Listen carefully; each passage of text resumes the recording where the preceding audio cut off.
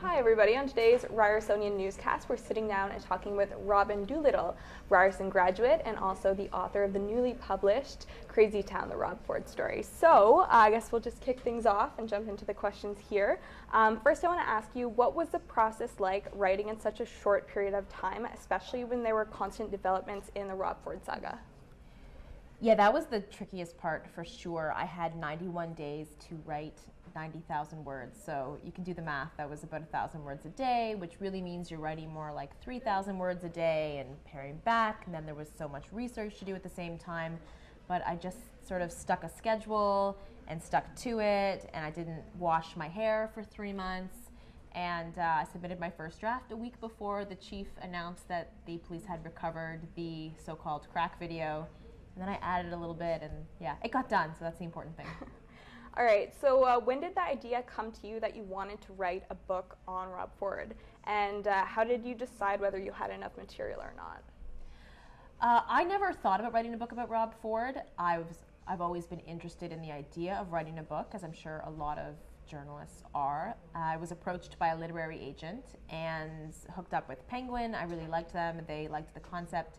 And I mean, Rob Ford is one of the most interesting characters that's, to me, ever walked the face of the earth. So there was no shortage of material. And also, I've been investigating this mayor for, I mean, by that point, like well over 2 years. So there was so many details that I'd picked up along the way that I was happy that I finally would get a chance to expand in a long form narrative, and also sensitive details about the family and his upbringing that I think really help paint a better picture of who he is and why some of the things that are happening now might be happening, and getting a chance to give that the sensitive treatment of a book as opposed to things you can't really publish in the paper in such a short article. Okay, what do you know now that you wish you had been able to include in your manuscript?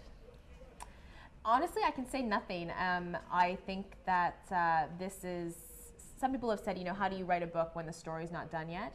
The point of the book is that this is not going to be done. This is a family that fancies themselves a political dynasty.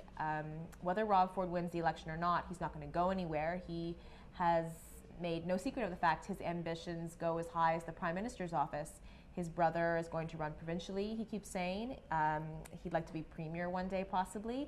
The Fords have already promised that another member of the Ford family will be running in the city council seat in Ward 2. So this is a story that's ongoing, and I've told a piece of that puzzle. Okay.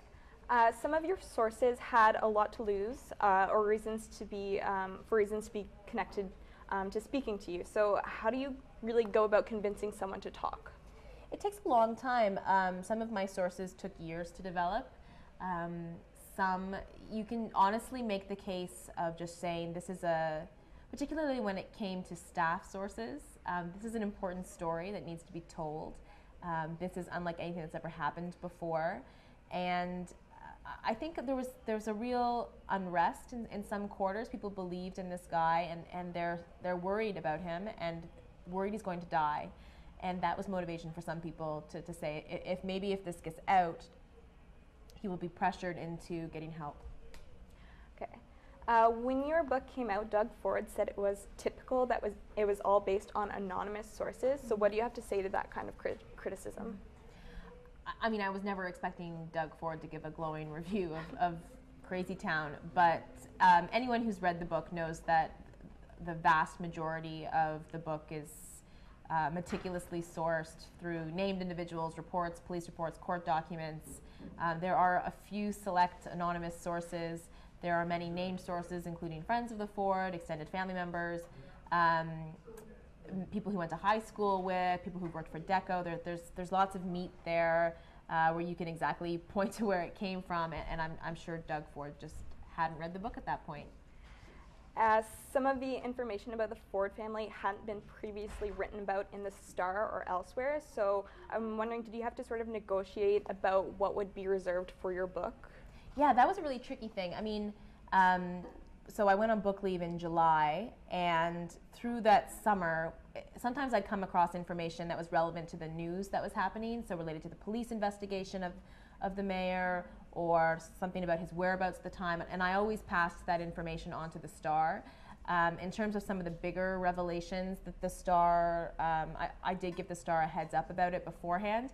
But then once I was on book leave and doing research for the book, I mean, I was being paid. I got a book advance to write it because you're on unpaid leave from work. So that information was obviously Penguin's. The Star has been incredibly supportive all through this process. And like I said before, I mean, some of this stuff, particularly around the family, it's really difficult to publish in the newspaper because there's such an ethical question about whether you write about, say, the mayor's wife or some of his siblings who are not public officials. These are people who didn't ask to be in the limelight. In the book, I only included details that I thought were pertinent to Rob Ford's story, but even then you do get into kind of privacy issues. So in a book, when you can really flesh things out and give the proper context, you can get into some of those issues, and in the paper you can't. Okay. You've been traveling down south for television appearances to talk about the reporting in your book, and I'm wondering, how are those experiences? I know you've done a few now, but have you come to the point where you're getting used to these media calls? Yeah, I mean, media calls, that's just part of it. I don't love flying, so I'm not enjoying the going back and forth to New York. So what was your reaction when you were asked to be on the Seth Meyers show? I guess it kind of comes in two phases, the same as the Daily Show. Is I get booked, and then I'm kind of like, we'll just see if this happens, because things can always bump you. So I found out yesterday that they'd announced it officially, and that Kanye West was going to be the guest. And that, I don't know, it's just a weird moment. I texted my friends. I'm like, this is getting out of hand. And looking back at your time in J school, did you ever imagine you would gain this much attention and almost become like a household name in Canada? I don't know if I'm a household name in Canada, but no, I don't know. I didn't really think about it. Okay, and after this media wave passes, what is next in your career? I don't know. Okay. I'd like to cover the election, and then after that, I have no idea. Do you ever foresee a sequel? People have been asking me that. I'm not. I think if I went to a sequel, it would be, I guess, like what Doug Ford does with his career. Like, I'm really interested in the idea of him going into provincial politics, but I think, I don't know, we'll see what happens. But to me, the thing that I'm interested in is more of the political climate and the situation happening in Toronto that's created this circus, for lack of a better word.